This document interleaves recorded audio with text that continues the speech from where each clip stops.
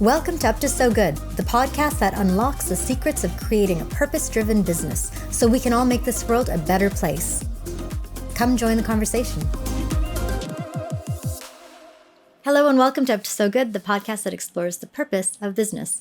Today's episode is a little different from some of the ones where we feature companies and corporations and talk about business being a purposeful experience. Today, we're going to focus on an individual who has a very purposeful living. His name is Carl Bessai, and he is a writer and director. Carl Bessai has made a name for himself in the world of independent cinema as opposed to the big budget, flashy Hollywood movies. Now, he has done some big budget projects as well, but he really focuses on human-centered stories, and he really intentionally includes diversity. I've worked with Carl in a movie called Sisters and Brothers, and I can tell you firsthand that this is a person who cares deeply about the people and the projects, and is somebody who's definitely up to so good in terms of the work he's doing in film and TV. If you are at all a cinephile or aspiring writer or director or anyone attached in any way to film and TV industry, this is a wonderful episode to watch. It's really inspiring and very heartfelt. I hope you enjoy the conversation.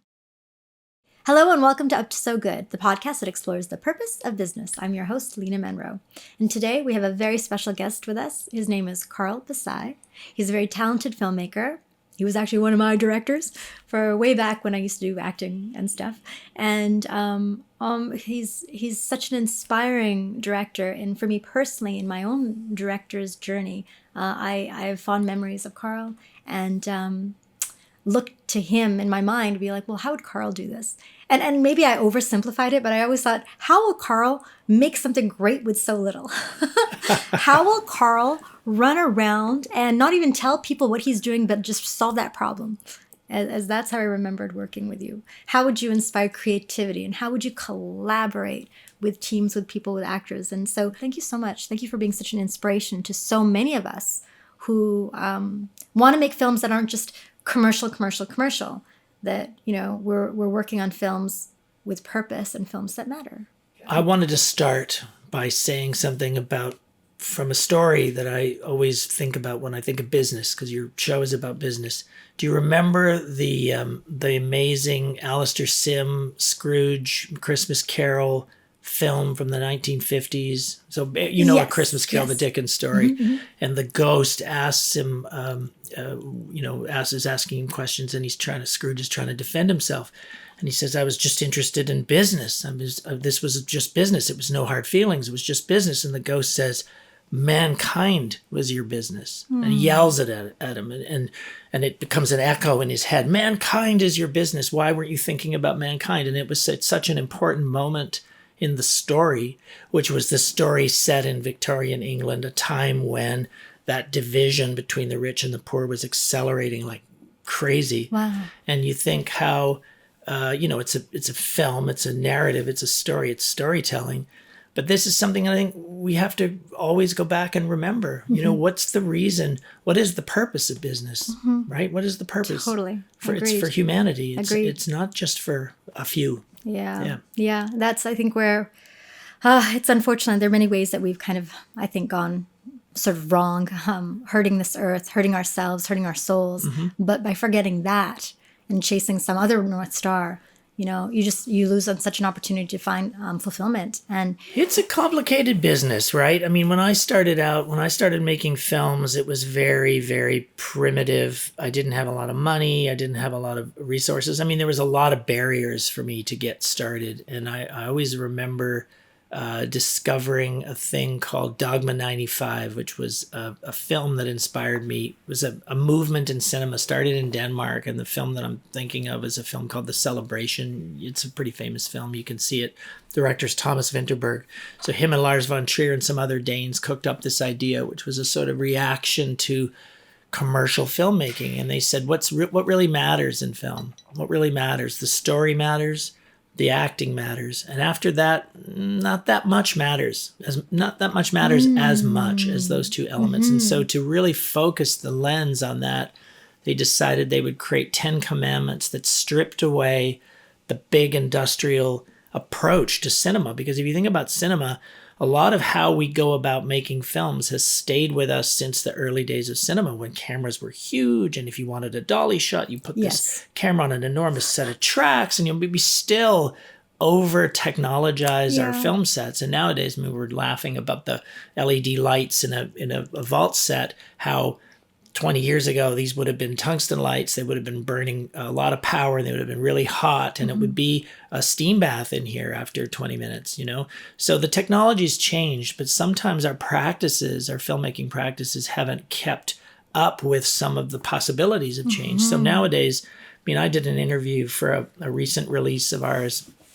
and the lovely interviewer came to the what I thought would be like a set with a massive equipment and all this stuff, and she had a cell phone and a little SLR camera, and she did it all herself, as one can, and it's incredible, you know. But we still are invested with some of these ideas of giant scale equals better, Right. and so, and I think there's a lot of ego in that as well as a director. You know, you know, earlier parts of my career, I remember the first time I had sort of city blocks blocked off with trucks, and you know, this 40 vehicles and all these barricades, and this was all for you.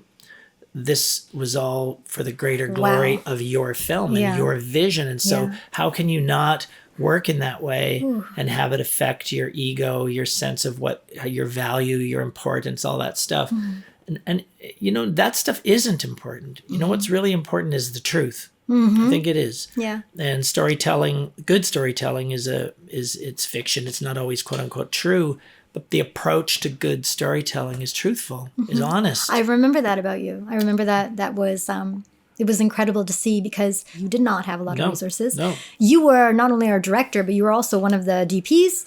You were the DP, and you were a cameraman, and you had 2 other people, I think, on camera running around. Yeah, right? I like to keep the scale down. I don't remember think, being lots of lights. No. Very little makeup. It's like you do your own makeup, and we just go and shoot.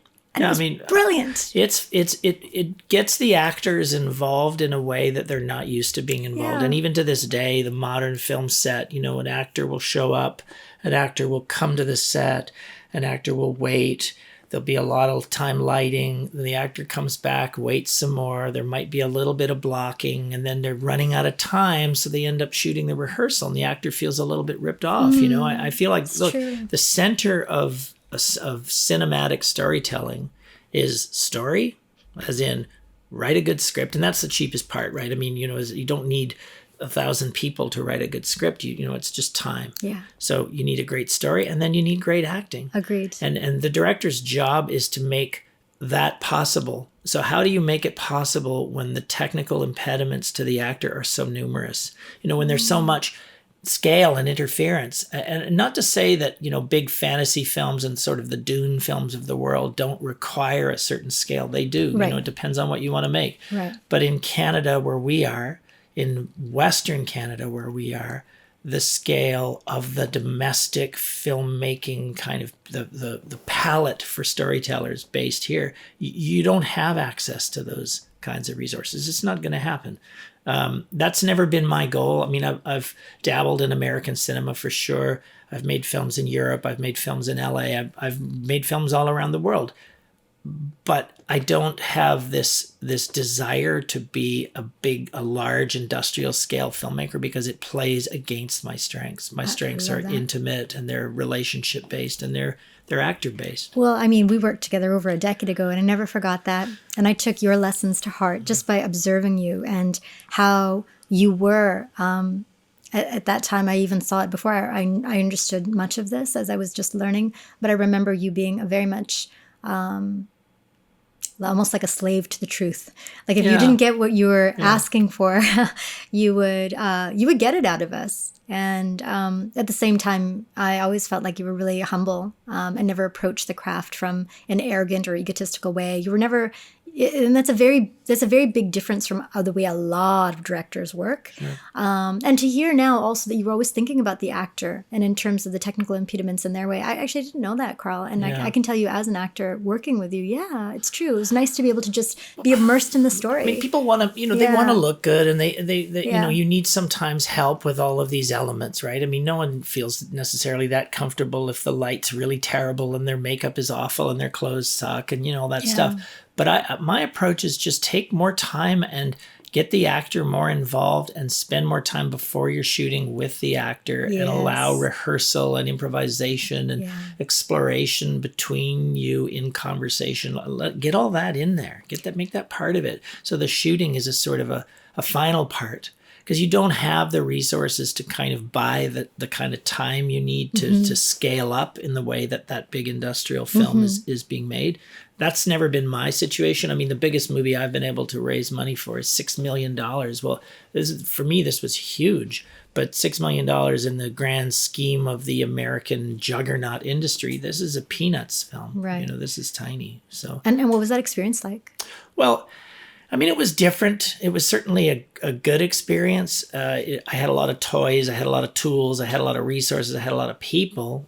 Did I get a lot more time with the actors? Not really. Did I make a much, much better film? I don't think that you can say one is better than the other. I mean, what are you comfortable with? And my superpower, if there is one, is small and intimate. And I lose that as soon as I scale up. I just do. And, look, people on film crews want to do a great job. Everyone does. No one's coming to a film set. They've got a job as a costume designer. They have a job as an art director. They don't come to the film set going, oh, I'm just going to dial this in today. I don't really care. They care. Yeah. They're coming to bring everything that they've got, right? But the problem becomes when you have 50 people wanting to do the best that they possibly can and being concerned about it being the best they possibly can. Right. Imagine how many conversations have to happen so everyone gets to fully realize to the best of their ability their job. I respect it, but it takes time, and that takes resources, and those resources have to come from somewhere. Now, when your film when you need $10 million to make a movie, and you have a market that has that's paying peanuts for streaming or has very little return. You look at your investors and you go, okay, you got to give me all this money, and then what you're going to get back is this tiny sliver you might get back. That's a big ask. Oh, yeah. And so, I mean, this is one of the difficulties with the business of filmmaking. There are films, of course, that are successfully making their money back. There are films that are, able to pay back that level of investment. There are. But it's a handful. It's a high-risk business, So I'm not going to ask someone to make that kind of investment unless I'm going to as well, So to me, I've got to be able to look the person in the eye and say, this is a risk. I'm taking this risk because of these reasons. I believe in this project. You have to be comfortable with the risk to take it with me or not. Yeah. And that's a lot to ask, and not everyone has the stamina for that. Can you share with us some of the smaller budgets you work with? And I mean, I'll scale down to like $100,000. It's probably as low as I've gone. The joy in the small footprint movie is huge. I mean, the film we're just releasing right now is called Field Sketches. It is a small narrative film about an architect. And so he's decided to scale back his business because the larger version of his business, the making of buildings, the designing of buildings, has pushed him into a more commercial space, and he doesn't feel right with that. He can't square with it. So he's let his partnership go. He's scaled down his business. Then what he realizes is that it's hard to make a living. It doesn't quite work. The art for art's sake version of his architecture practice isn't really working. So he sells his house, he pulls the plug on everything, and he goes out to contemplate his future in the middle of nowhere. And for him, the middle of nowhere is this place in Saskatchewan, which is actually based on a real live place in my life, which is a family farm where my father grew up and that exists to this day. And I've always wanted to film there because it's a keeper of the past. It's a kind of museum almost of this early prairie kind of history in Saskatchewan that my German immigrant family kind of built. And so we went and filmed there. I flew the actors to Regina. We filmed all these amazing scenes. And in this storyline, he gets a little bit caught up in a kind of almost fantastical conversation with different people that he's aspired to be, that people that are influential to him. And the outcome is that he realizes he's got to kind of get back to work and rethink things, because, you can't get by without working. You need to continue. You need to make business and art meet somewhere for it to work, So that's the kind of moral of the story. So in a way, I think the film is kind of appropriate for for this conversation. Oh, yeah, definitely. But the scale of this movie was small. It was deliberately small because my lead actor, who is a sort of a close personal friend of mine, but someone that I also felt kind of represented me in some kind of personal visual way almost, is a guy named Vincent Gale, actor from Vancouver. You'd see him on lots of shows, like he's a lead on Allegiance. He's had a really robust career being kind of a supporting lead to large American movies and some of the stuff, the work that comes through town. But he's not often the lead. Yeah. Which is, I think, one of the curses of being a Canadian actor, right? You're here filling in. The movie stars come from California, and, you've got to fill in where you can. And so for him to be the lead, he was very excited. And we worked really carefully and closely together on the story. And so with that, working in that way, the scale has to be small. And also, I like the scale being small like that, because you can make adjustments and changes to the trajectory of the film, the story. It's working like this, and then you see an opportunity and you can make very deft, simple changes on the fly. You invent as you go along. Like, for example, we shot, over an elongated schedule of about 6 months. We didn't shoot every day, but, we were able to kind of have certain pieces of the main unit at certain times a year, because I wanted the film to feel like a year had gone by. And the last unit we shot was in Germany, in Berlin, because the characters in his mind goes back to these stories that are part of his family history that takes place in Europe. And so we went to Berlin, and we flew to Berlin, and we brought my camera stuff with me, and I got my crew in Berlin, and I got my friends who were actors in Berlin to join us. And, everything was being kind of worked on and rediscovered and built and invented as we went. Now, it's very hard to go to a big investor and go, hey, you know what? I'm going to just make this up as I go along, and you got to trust me. I have some small investors who are willing to kind of play along like that, but that that you have to work at an appropriate level for what it is you're trying to do. And so that's what we did. And I showed the film at the VIF Center and the Canadian Theatrical. We're doing Vancouver, we're doing Toronto, we're showing it in Regina, we're going to show it in Edmonton. Small beans, right? We don't make a ton of money. We get small houses, but man, the film it's beautiful, and it's beautiful to see an audience come, and they don't have expectations, because it's not a movie star movie. It's not a big scale movie. It's not a movie they've been hearing about in every blog and every site. It's just out of the blue. And it's a truthful movie. It's an honest movie.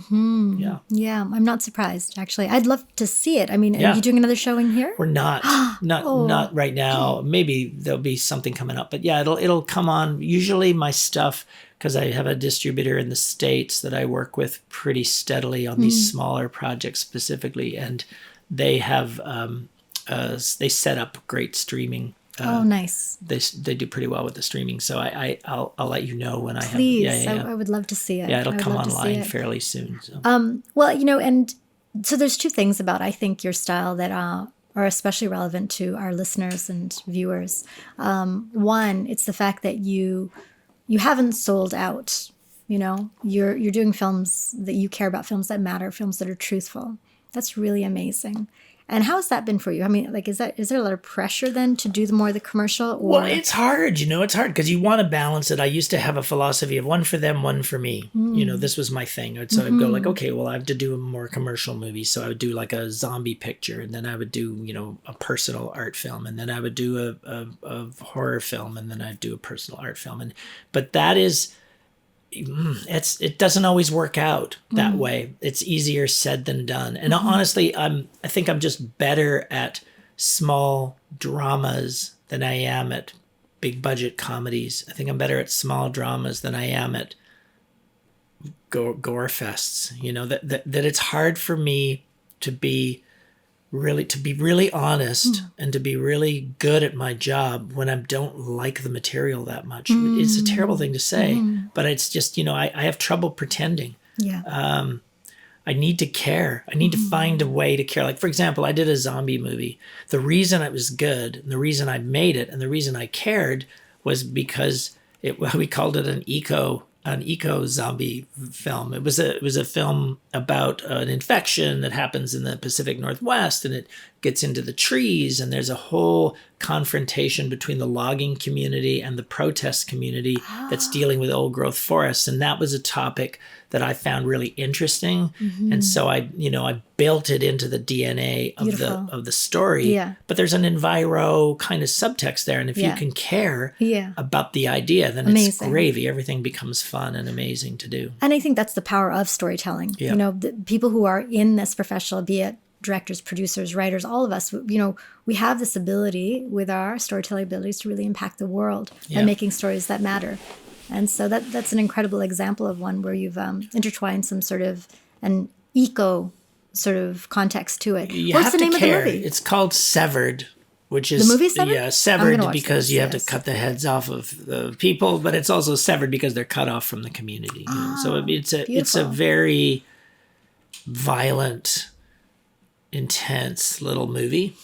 But I think it has something to say. This is, I think, important. Yeah. And I find sometimes like the jobs, the sort of work for hire that comes specifically through the networks in this part of the world. Yeah.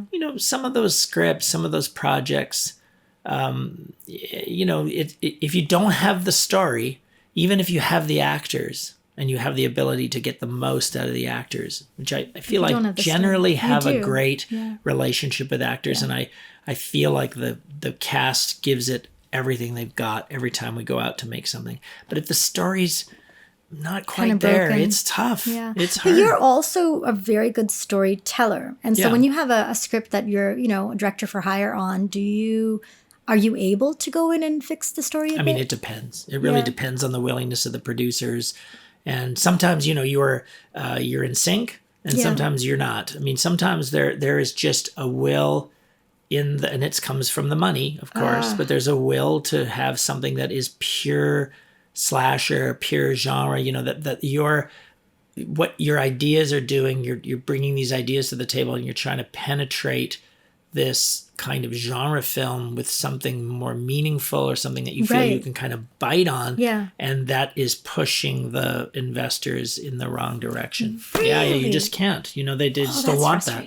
They want it to be like down and dirty, or they want it to be fast and furious, or that they're not interested in too much thought there. That breaks my heart a well, little. it's called the entertainment business, right? And unfortunately, or fortunately, depending on what side of the coin you sit on, a lot of entertainment is pretty vacuous. It's not, and I mean, to me, we're losing touch with writing. We're losing touch with our ability to really understand narrative in a way that, I don't know if you've ever read Bronte's, if you've ever read Jane Eyre, or you've ever read any, just the skill of the wordsmithing in these writers from the 1800s. It's incredible. And I think young people, Shakespeare, thank God, is still a big part of the education system, but I think people really have difficulty with the complexities of the language. And to me, that's books. That's where all the stories are. There's 7 stories. You read them over and over again, but it's the smithing of them. It's the way they're created, woven. That's incredible. So I read a lot. It's one of my main practices is just every opportunity. I want to read as much as I can. That's where the ideas are. And I try to take those ideas, and I'm doing a film right now. It's my new project. It's a crazy, stupid title, but I'm going to tell you because I'm just trying it on and seeing how much I like it. But right now it's called 4 or 5 Things I Want You to Know About Me. Say it again. 4 or 5 Things I Want You to Know About Me. 4 or 5 things. 4 or 5 Things I Want You to Know About Me. Okay. And it's I call it a film essay. So it's not a documentary. It's not a fiction film. It's a kind of rambly 75-minute movie about this handful of characters who are in dramatic scenes with one another, but also sort of breaking the fourth wall and talking to you about things that are on their mind, which is why it's called that. Yeah. And it's just loaded up with all of the things that I sit around and think about. AI, what's going on with AI? How does this affect our world? The environment, housing, capitalism. I mean, all of the things that are just part of the DNA of being human in 2025. Race, gender. I mean, it's a fantastic time to be alive. We're articulating so many things. And I don't know, what's a filmmaker supposed to do? What is your job? That's actually, you brought up an interesting, there's a few points that I'd like to go back to, but the idea of AI. Yeah. What are your Well, thoughts? I actually think that, you can think whatever you want about AI. AI is powerful, profound, and not going backwards. It's not. We're not putting this genie back in the bottle. It's not happening. So I think you have to look at it from my point of view as an artist. I feel like AI is an incredible set of tools that we need to be aware of and we need to work with. We do. But I also feel like increasingly what is interesting about being human is going to come into relief against the profundities of AI. And what I mean by that is that being human is to be flawed, to be in error, to be largely full of mistakes. So all of the aberrations of being human. And when I talk about being human also in my art, when I look at my films or when I work on my films, sometimes the acting is good. Sometimes it's not as good as it can be. Sometimes the camera is good. Sometimes it's not as good as it can. There's no perfection in my work. And I literally struggle to keep the imperfections breathing and alive in the work. I want the imperfections. Imperfection is the thing that makes me human. The weird collaging of seemingly unrelated topics that might drive some viewers crazy is there's no logic in it. That's being human. So, but I think about sports a lot. If you ask someone to buy a $500 ticket to go see the final of say a hockey game or a soccer match, and it's being played by robots who are perfect at the sport, no one would buy that ticket. Why would you buy that ticket? That's a good analogy. It's the fact that we're going to see the possibility of greatness or failure or both. That's what we're interested in. I mean, who wants to watch a 100-meter race between 8 athletes on the track who run a perfect 9 seconds flat because they're programmed with robotic powers? It's true. So boring. Yeah. Oh, they all crossed the line in 9 seconds flat. Wow, I didn't need to see that. You know what I mean? You're on that path where you're somebody who, from the outside, it seems like you've always been living your purpose. Would you agree with that? I mean, yeah, I try to. Sometimes it's frustrating. Like I've noticed as an aging human, suddenly I went from being kind of a young up-and-comer to being this old experienced guy. And you sort of think, God, how did that happen? Like, where did that time go? So I started doing this thing. My wife got me onto this because she said, you should think about this. You should do this, as you sort of push toward what is called the last third of your life, which is hard to imagine. I'm pushing toward the last third of my life now. So I look at the first 2/3 and try to understand my life in thirds. And in those first 2/3, what were you doing? Go through your memories. What were you up to? What did you aspire to? What did you get caught up in? Everything you can think of, you just ramble it out. And the purpose of this exercise is to come to the place where in your final third, you make some adjustments. What do you want to do now that you haven't done? How would you do this last third differently? It's an exercise that we first heard about. We got talking about this because Jane Fonda was doing a podcast with, I think, Tina Fey. Oh. And she was in this process. And she said, when I was in this middle part of my life, which is usually considered the kind of power years, your 30s, or say for an actor, maybe even younger, but 20s, 30s, 40s, these are your like big earning years, your power years, whatever. And as you get into your 50s, things change, right? So what she felt was that she'd been a really terrible mother. And she said, I just wasn't there for my kids, and you can't have that back. Like, it's not coming back to you. You can get another chance. But she said, but I'm going to be a great grandmother. That's my commitment for that last third. Wow. I mean, Jane's obviously a lot older than I am. And this was probably a little while ago. And it's just, but I love this idea. I think you have always the opportunity to look toward change, to embrace change, to make change, to learn from mistakes, but not dwell on those things, And I think that's the greatest difficulty. How do you stay present and not get bogged down in the past or bogged down in the worries of the future? Present, present, present. That's why they call it the present, right? Well, wow, you brought up so many things now, my goodness. So would you be willing to share how the first couple of thirds, the themes of those and how... Well, just going back to filmmaking, do you remember when I said that whole ego that revolved around scaling up all the time? Like it just really has occurred to me quite recently how unnecessary it is to build that your ego doesn't have to be tied to these things. Mm-hmm. This sort of, you're not better just because there's more money involved. And I mean, back to business, I think there's a really unfortunate equation between riches, between financial success and your quality as a human being. I agree. I don't think that those things are tied together, but there's this perception that someone, if we're listening to them talk and they've made millions and millions and millions of dollars, that somehow what they have to say is more valid than what someone has to say who's made nothing. Mm-hmm. That we automatically equate financial success with wisdom. Right. And this is just erroneous. Totally. Just crazy. But that's our culture, right? Yeah. And I think that we have to lay this at the feet of capitalism to some extent. Capitalism is a great concept. But it needs checks and balances. Without the checks and balances, it becomes a kind of crazy free-for-all. Mm-hmm. And I think if you don't have a kind of guardrails that keep society sort of in some semblance of fairness, I mean, we need balances. And for me, just going through my life in that kind of thirds, I started to realize, I am not what I earn.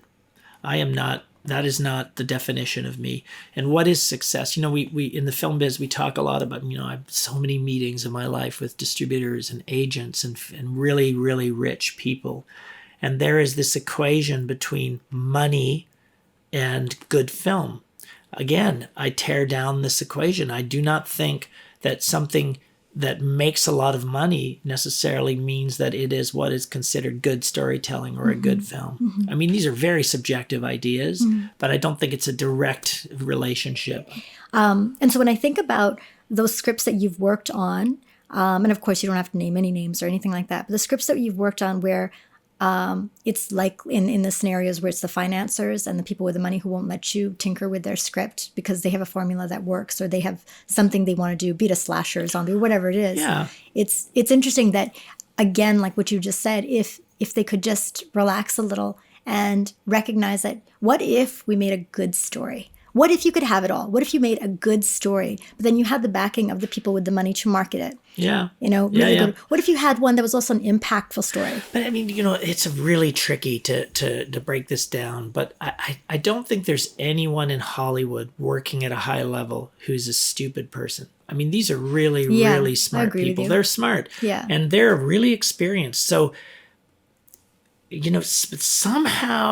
somehow there's this little piece that just gets lost. And it's a really, really trick because I've never met anyone who sets out to make a bad film. Agreed. No one sets out to make a derivative, copycat, stupid movie. I mean, maybe some people do, but not many, right? Yeah. And so how does that breakdown happen? What happens?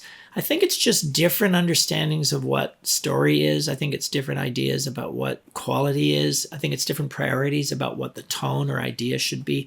Sometimes it's as silly as you have an actor whose name and participation in the movie guarantees a box office or guarantees a financial return, but that actor isn't all that interested in the fundamentals of the film or maybe doesn't do the homework or maybe doesn't even really care that much, you know, Yeah. and then you have this little, or maybe they care, but the director and that actor don't see eye to eye on certain kind of thematic topics or whatever. And then, Right. you know, things break down, and I Right. mean, this stuff happens. Yeah. Personally, I don't want to come across as an advocate for no money filmmaking, because this isn't a living. Like if all you do is run around and make $10,000 movies on your cell phone, Right. I have a lot of respect for that, because I actually think there's a lot of truth in it.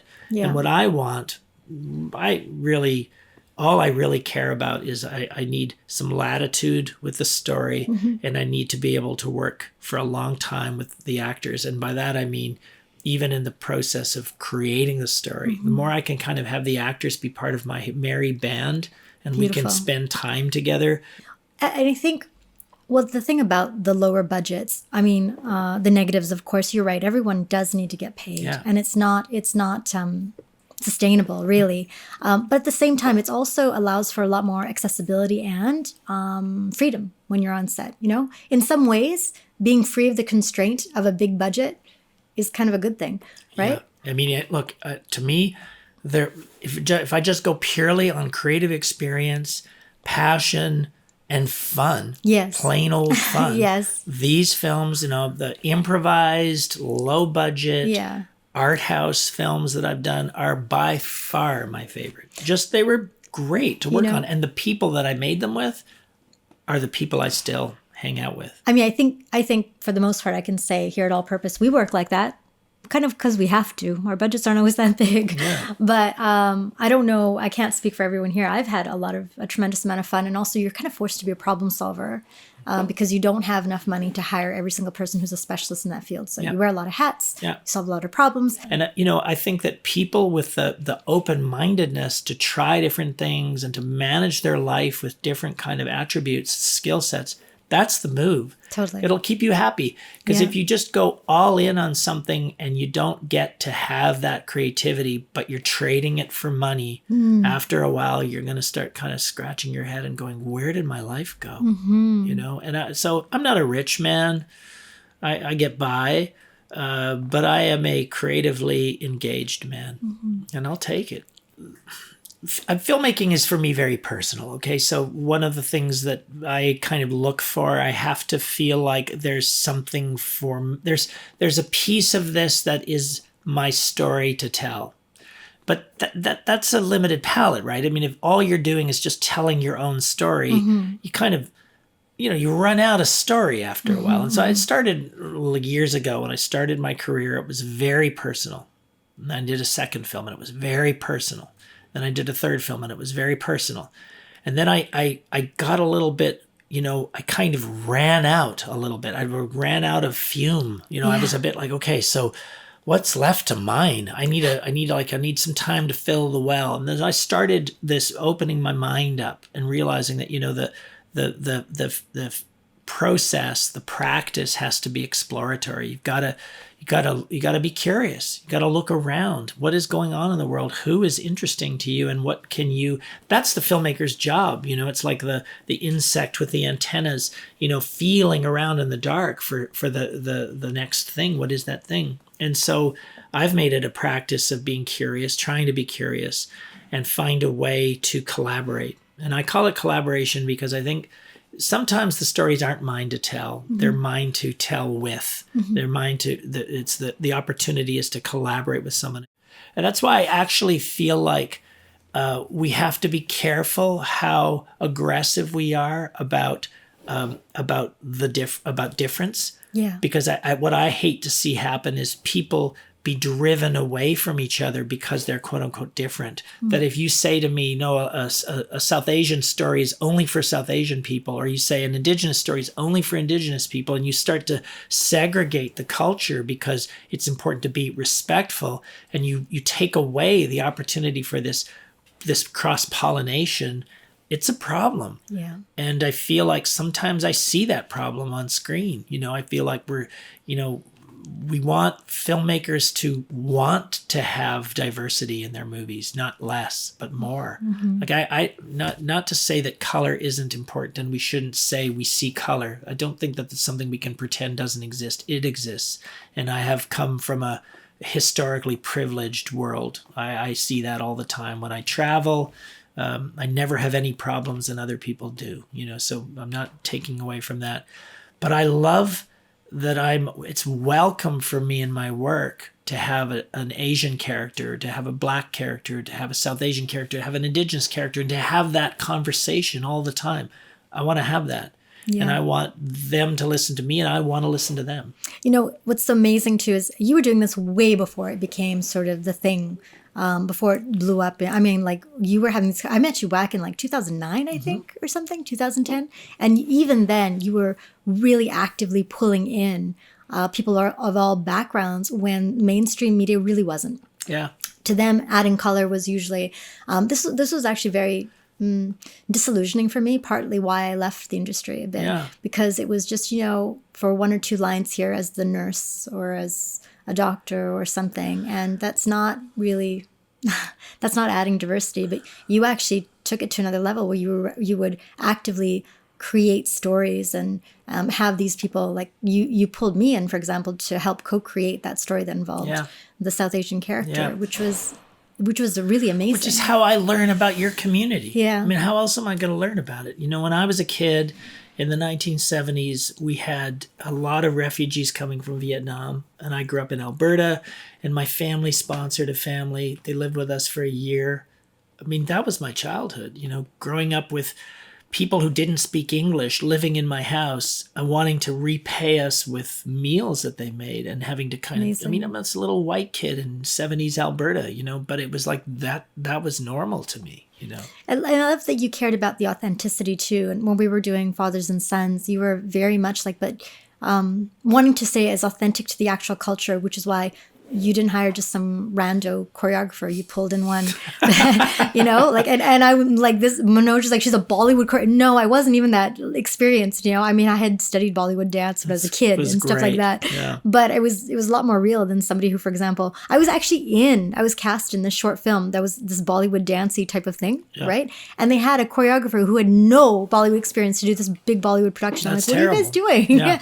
Right? Yeah. Terrible. I remember him making me do these weird moves. I thought, that's not Bollywood. I'm like, oh my gosh, I'm stuck. I'm like, what do you say? What do you do? Yeah. But that's when... But when someone who isn't from your community is interested in your community and wants to celebrate your community and does it with you, oh yeah, that's then amazing. They should be welcome. They should be welcome. They shouldn't like be told, no, you can't do that because you're not part of the community. I mean, how do we get on in the world if we don't move in this direction? Yeah, that's part of the idea of collaboration. Totally. I mean, I say this with my kids all the time. There's so much opportunity. Without struggle, man, you don't have a hope. The struggle, the difficulties in your life are really, really great teachers. Aren't they, though? It's so true. It's so true. And so, I mean, if it was so easy, you would be like, what's it worth? Yeah, that's true. And you probably hear that from everyone who comes in here, especially with people who are really doing things that have kind of self-sacrifice in the DNA,